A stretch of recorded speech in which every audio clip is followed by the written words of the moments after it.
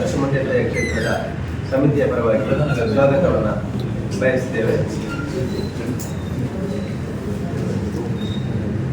ನಮ್ಮ ಜನವರಿ 4ನೇ ತಾರೀಕು 2025 ಜನವರಿ 4ನೇ ತಾರೀಕಿಗೆ ಶ್ರೀ ಅರಸುಮುಂಡ್ಯತಾಯ ದೇವಸ್ಥಾನ ಸಮಿತಿಯ ನೇಮೋತ್ಸವ ಕಾರ್ಯಕ್ರಮ ಬಹಳ ವಿಜೃಂಭಣೆಯಿಂದ ನಡೆಯಲಿದೆ.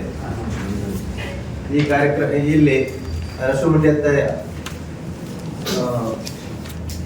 ಅರಸುಮುಂಡ್ಯತಾಯವು ನಾಗರಕ್ತೀಶ್ವರಿ, ಗುಲಿಗನ್ ದೈವ, ಕೊಟ್ಟಾನ್ ದೈವ ಹಾಗೂ ಪಂಜುರ್ಲಿ ಕಲ್ಲೋಟಿ ಕ್ಷೇತ್ರವು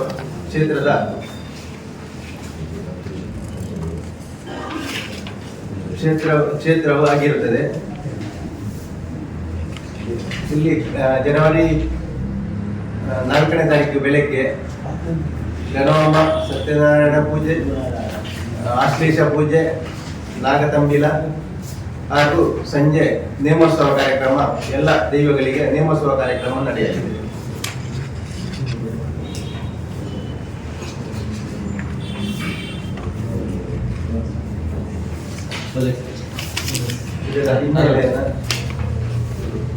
ನಮ್ಮ ಶ್ರೀ ಪಾಂಗ್ಲಾಯಿ ಶ್ರೀ ಅರಸುಮುಂಡ್ಯತಾಯ ದೇವಸ್ಥಾನ ಅಂತ ಹೇಳಿ ಸಾಧಾರಣ 16ನೇ ವರ್ಷ 2008ರಲ್ಲಿ ಜೀರ್ಣೋದ್ಧಾರಗೊಂಡು ಈಗ 15ನೇ ವರ್ಷ ಕಳೆದ 16ನೇ ವರ್ಷಕ್ಕೆ ನಾವು ಪಾದಾರ್ಪಣೆ ಮಾಡಿದ್ದೇವೆ.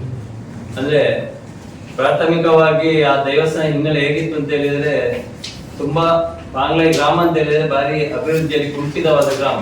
ಆಗ್ಲಿಕ್ಕೆ ನಮ್ಮ ಪಾಂಗ್ಲಾಯಿ ಅಂತ ಹೇಳಿದ್ರೆ ಮಧ್ಯಪೇಟೆ. ನೀವೀಗ ದೇವಸ್ಥಾನ ಯಾವ ದಿಕ್ಕಿನಿಂದ ಬಂದ್ರು, ದರ್ಬೆಯಿಂದ ಬಂದ್ರು 500 ಮೀಟರ್, ಬಸ್ ಸ್ಟ್ಯಾಂಡ್ ಬಂದ್ರೆ 500 ಮೀಟರ್, ಪಲ್ಲರ್ಕಂದ ಬಂದು 500 ಮೀಟರ್ ಅಂತ ಒಂದು ಕ್ಷೇತ್ರ ಈಗ ಎಲ್ಲರ ಸಹಕಾರದಿಂದ ತುಂಬಾ ಅಭಿವೃದ್ಧಿಯತ್ತ ಸಾಗಿದೆ. ಯಾಕೆಂತ ಹೇಳಿದ್ರೆ, ಮೊದಲು ನಮ್ಮಲ್ಲಿ 2008ರಲ್ಲಿ ಜೀರ್ಣೋದ್ಧಾರ ಬರೀ 10 ಸೆಂಟ್ ಜಾಗ ಇತ್ತು ನಮ್ಮಲ್ಲಿ.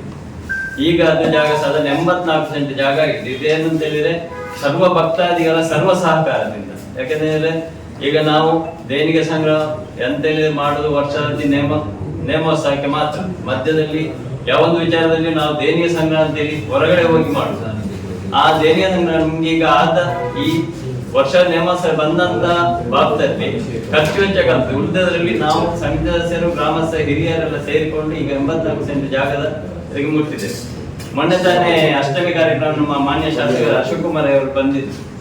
ಅವರೊಂದು ಮಾತು ಹೇಳಿದ್ರು, ನಾನು ಪುತ್ತೂರದಾಗ ತುಂಬಾ ನೋಡಿದ್ದೇನೆ, ಎಲ್ಲಿ ಕೂಡ ದೇವಸ್ಥಾನಕ್ಕೆ ಸರಿಯಾದ ಒಂದು ವರ್ಗ ಸ್ಥಳ ಅಂತ ಇದ್ದದ್ದು ಯಾವುದೂ ಇಲ್ಲ. ನಮ್ಗೆಲ್ಲ ಬರ್ತದೆ, ಅರ್ಜಿಗಳು ತುಂಬಾ ಬರ್ತದೆ. ಆದ್ರೆ ವರ್ಗ ಸ್ಥಳ ಅಂತೇಳಿ 84 ಸೆಂಟ್ ಜಾಗ ನೀವು 2008ರಿಂದ ಇಷ್ಟ ಮಾಡಿದ್ರಿಂದ ನೀವು ತುಂಬಾ ಪ್ರಯತ್ನ ಪಟ್ಟಿದ್ದೀರಿ. ಇದಕ್ಕೆ ನಿಮಗೆ ನಾನು ಕೃತಜ್ಞತೆ ಹೇಳ್ಬೇಕು ಅಂತ ಹೇಳಿದ್ರೆ, ಮುಂದಕ್ಕೆ ನಮ್ಮಿಂದ ಸಹಕಾರ ಏನುಂಟು ಅದು ನಾವು ಕೊಡ್ತೇವೆ ಅಂತ ನಾವು ಪ್ರಥಮವಾಗಿ ಉಲ್ಲೇಖಿಸಿದ್ದೇನೆ ಅಂತ ಹೇಳಿದ್ರೆ, ಇದುವರೆಗೂ ನಮ್ಗೆ ಸರ್ಕಾರದ ವತಿಯಿಂದ ಯಾವುದೇ 1 ರೂಪಾಯಿಯ ನಮ್ಗೆ ಅನುದಾನ ಇದುವರೆಗೆ ಬಂದಿಲ್ಲ. ಏನಿದ್ರು ಕೂಡ ಭಕ್ತರ ಸಹಕಾರ, ಗ್ರಾಮಸ್ಥರ ಸಹಕಾರ. ಹಾಗೆ ನಮ್ಮ ಪತ್ರಕರ್ತರ ಮಿತ್ರರು ಕೂಡ ನಮ್ಗೆ ತುಂಬಾ ಸಪೋರ್ಟ್ ಮಾಡಿದ್ರು. ಯಾಕಂತ ಹೇಳಿದ್ರೆ ನಾವು ನಮ್ಗೆ ಅಂತ ಹೇಳಿದ್ರೆ ಪತ್ರಕರ್ತರ ಮಿತ್ರರು ನಾವು ವಿನಂತಿಸಿದಂತೆ ನಾವು ನಿಮ್ಮೊಟ್ಟಿಗೆ ಸೇರ್ಕೊಳ್ಳಿಕ್ಕೆ ತುಂಬಾ ಕಷ್ಟ ಆಗಿದೆ. ಯಾಕಂದ್ರೆ ನಮ್ಮ ಅಭಿವೃದ್ಧಿ, ಅಲ್ಲಿ ಅಭಿವೃದ್ಧಿ ಚಿಂತನೆ ನಮ್ಗೆ ಮುಖ್ಯವಾಗಿದೆ. ಈಗ ಏನಂದ್ರೆ ಪ್ರಚಾರ ಮಾಧ್ಯಮವೇ ಈಗ ಎಲ್ಲದಕ್ಕೂ ಮುನ್ನುಡಿ.